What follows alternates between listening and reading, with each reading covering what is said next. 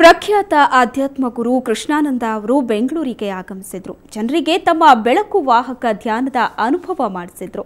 ಮಲ್ಲೇಶ್ವರಂನ Chowdaiah memory ಹಾಲ್ನಲ್ಲಿ ಆಯೋಜಿಸಿದ್ದ ಕಾರ್ಯಕ್ರಮದಲ್ಲಿ ಭಾಗವಹಿಸಿದ್ದ ಸಾವಿರಾರು ಜನ ಈ ವಿಶಿಷ್ಟ ಧ್ಯಾನದ ಅನುಭವ ಪಡ್ಕೊಂಡ್ರು. ಧ್ಯಾನಾಸಕ್ತರು ಚಿಕ್ಕ ಬೆಳಕಿನ ಕಿರಣವನ್ನ ಮನಸ್ಸಿಗೆ ತಂದುಕೊಂಡು ಬಳಿಕ ಆ ಬೆಳಕನ್ನ ಇಡೀ ಪ್ರದೇಶದಲ್ಲಿರುವಂತೆ ಭಾವಿಸಿ ಪುಳಕಿತರಾದರು.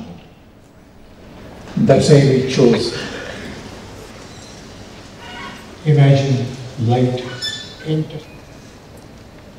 Experience light, you can stop channeling. It helps to close our eyes and